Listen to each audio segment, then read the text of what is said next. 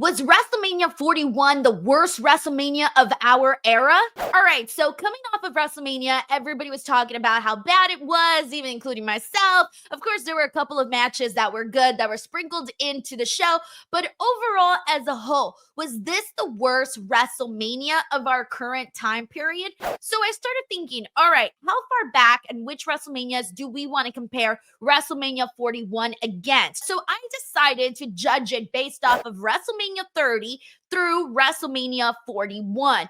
That to me, I still consider recent history. So basing it off of that, was WrestleMania 41 the worst? When I came up with the idea for this video, I thought I knew that my answer was going to be flat out, yes, this was the worst WrestleMania of all time. However, as I went back and looked at other shows and kind of remembered some of the top highlights, I started to realize this. Every now and then, we get a WrestleMania that isn't necessarily top caliber. There are certain shows that have certain big moments and certain highlights, but that doesn't necessarily make them super great or super awful. Let's do a quick run through and see if this truly was the worst WrestleMania of our era. For this video, I decided to use Cage Match as a resource since I know that a lot of fans go on there and they rate matches and they rate shows. Take it however you please. I'm not sure if you guys love Cage Match or if you don't, but I wanted to use something that would show what a good majority of people felt about a certain show. WrestleMania 30 was rated 8.57. Some of the highlights of this show include Daniel Bryan winning the World Heavyweight Championship and The Undertaker losing his streak. Regardless of how you feel about The Undertaker losing his streak and who he lost it to, regardless, this was a shocking WrestleMania moment that lived on in the history books of WrestleMania, as well as a very happy ending with Daniel Bryan winning that World Heavyweight Championship. WrestleMania 31 was rated 8.36. Seth Rollins cashed in his Money in the Bank at an explosive ending to the show, and there were other fun matches on the card like the ladder match and Randy versus Seth. WrestleMania 32 was rated very low, 5.28. They had a rough main event between Roman Reigns and Triple H, Taker versus Shane in a Hell in a Cell. Really, the biggest thing from this was Shane falling off the cell. That was cool. And then we also saw Charlotte defeat Becky and Sasha for the WWE Women's title. But overall, not too noteworthy of a WrestleMania. So I think we could consider it as one of the worst in this time period. WrestleMania 33 was rated 6.94. Roman and Taker also had a rough match. Brock Lesnar defeated Goldberg for the Universal title. Kevin Owens defeated Jericho for the US title. And AJ Styles versus Shane McMahon, which actually a lot of people did enjoy. So there were a couple of good things on this show. For me personally, WrestleMania 33 is one that if you tell me, hey, Denise, just automatically tell me everything you thought about WrestleMania 33, I'm going to be like, hold on. Let me take a second and look at the card and try to remember what happened on the show. There are certain WrestleManias that I remember instantly. This isn't necessarily one that I remember too instantly. WrestleMania 34 got a pretty low rating of 5.95. Looking back at the show, of course, I enjoyed Charlotte versus Asuka, but I really enjoyed the mixed tag team match with Kurt Angle and Ronda Rousey defeating Stephanie McMahon and Triple H, but that was really one of the higher points of the show. Brock Lesnar and Roman Reigns also didn't necessarily have a banging WrestleMania match, so it did really leave a lot to be desired for a WrestleMania. So I think you can also put in WrestleMania 34 as one of the lower ranking WrestleManias. WrestleMania 35 got a rating of 6.48. However, I think what impacted this rating for WrestleMania was the fact that it was just an incredibly long show. I think had this show been trimmed down, the rating would have been a lot higher because there was a lot of good stuff on this show. I love Seth Rollins defeating Brock Lesnar, which, by the way, while I was putting these matchups together and highlights and moments, you know what I realized? Seth Rollins is always part of one of the better WrestleMania matches every year that he's on the card. So shout out to Seth Rollins on that. We, of course, saw Kofi Mania. And even though I did not love this opponent for Kurt Angle, we still did see Kurt Angle's retirement match. And then, of course, the first ever women's main event in which Becky Lynch walked out with 2 belts. So again, had this been trimmed down, I think we would have had a much higher score for this WrestleMania. So while many people want to call it bad, I don't necessarily think this WrestleMania was bad. I just think it was too long. So now we're getting into the 2-night eras of WrestleMania. WrestleMania 36, unfortunately, was hit by the pandemic and it had 0 people in the audience. So this does go down as one of the worst WrestleManias too.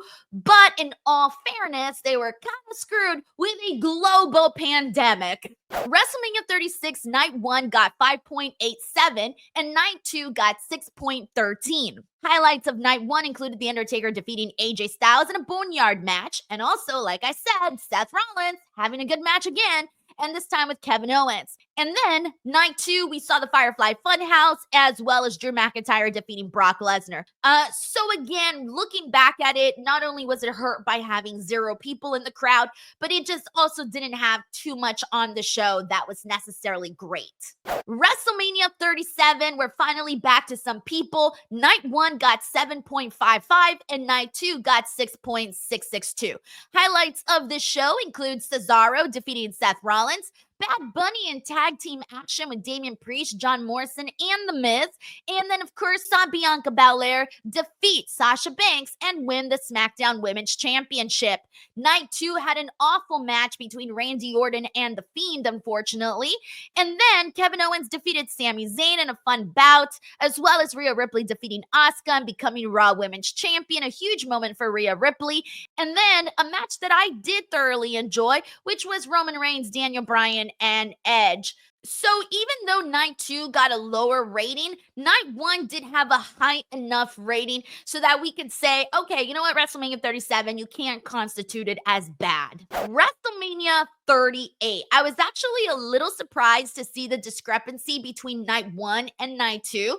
Night 1 got 8.04 and night 2 got 6.20. But then when I actually looked at the card, I understood this because night 1 highlights was Bianca Belair and Becky Lynch in Denise's favorite women's WrestleMania match of all time. And then Cody Rhodes defeating Seth Rollins, which we all know is a big, massive moment to have Cody Rhodes jump from AEW to WWE. Stone Cold Steve Austin in his return match defeating Kevin Owens. Yeah, night 1 of WrestleMania 38 was pretty damn strong. Night 2, though, did have a fun anything goes match between Johnny Knoxville and Sami Zayn. And then, as for the actual match between Roman Reigns and Brock Lesnar, it was fine. I don't think that people necessarily loved it, but I thought it was okay. WrestleMania 39, night 1 got 8.76 and night 2 got 6.77. Are you noticing a pattern? What I've noticed from these is that most of the 2-night WrestleManias, they have a really strong first night and a not so great second night, or vice versa, right? They got one strong night and the other one maybe not so strong. So WrestleMania 39 highlights, of course, of night 1 was Rey Mysterio defeating Dominic, Rhea Ripley and Charlotte Flair in a banger of a match, and Kevin Owens and Sami Zayn with a happy ending defeating the Usos for the tag team titles. Night 2 had an aggressive bout between Gunther, Drew McIntyre, and Sheamus, Bianca Belair defeating Asuka, and Roman Reigns defeating Cody Rhodes. I feel like WrestleMania 39 had a lot of big moments regardless of whether or not you agreed or disagreed with them, and a good amount of good matches that you can honestly say, hey man, I enjoyed this WrestleMania. Now, WrestleMania 40. Night 1 got 6.82 and night 2 got a 9.08. Night 2 of WrestleMania 40 got the highest rating of any of these WrestleManias that we've covered during this time period. So, why was it so good? Well, let's talk about it. Night 1, Rhea Ripley defeated Becky Lynch. Jey Uso and Jimmy Uso, well, they didn't have a good match, but we did see Sami Zayn defeat Gunther for the Intercontinental Championship. And then, of course, the Bloodline versus Cody Rhodes and Seth Rollins, which was just full of shenanigans and a very fun match. But night 2 had a lot to be excited about. Drew McIntyre and Seth Rollins had a fun matchup that ended up with Drew winning, but Damian Priest cashing in the Money in the Bank briefcase, which garnered a huge reaction. Bayley defeated Io Sky in what was one of the top matches of the night. And then, of course, Cody Rhodes finishing his story, which led everybody feeling good, kind of with that fairy tale ending. Now to my question of WrestleMania 41. Was it bad? Was it the worst WrestleMania? What were the ratings for this? So night 1 of WrestleMania got 5.64. WrestleMania 41 Night 2 got 5.80. Remember earlier I had said that at least with the 2-night WrestleManias, you at least had one night that was considerably stronger than the other.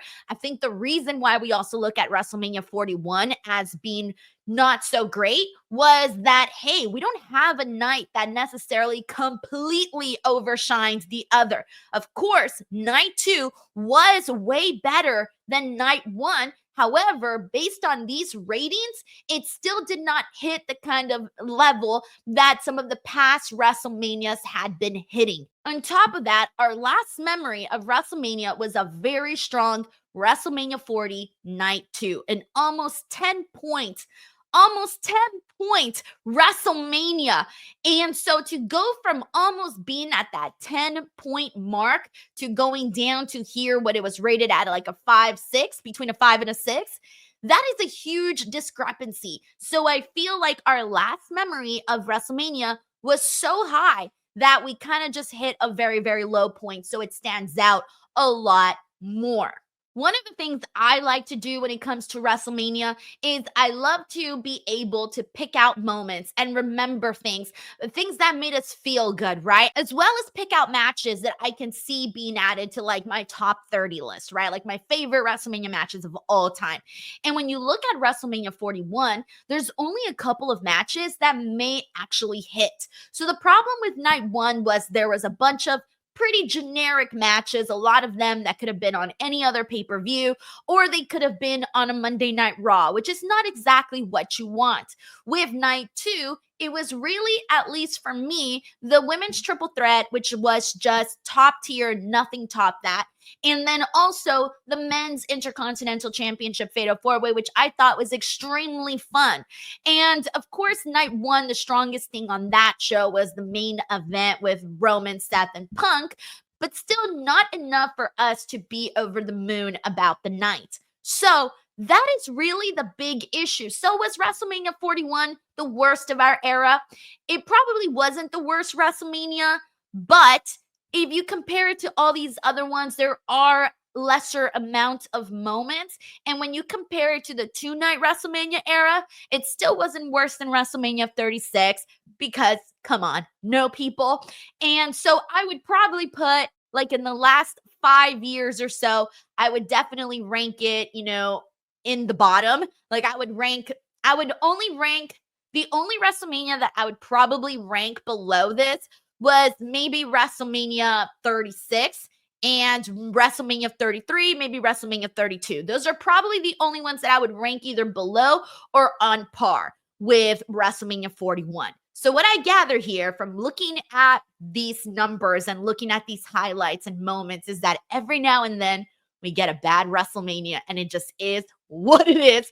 But we really got spoiled the last few years because WrestleMania 38 I thought was a banger, WrestleMania 39 was a banger, and WrestleMania 40 surely was a banger. So we kind of got used to some really strong WrestleManias, which is why this one in comparison just does not look as good.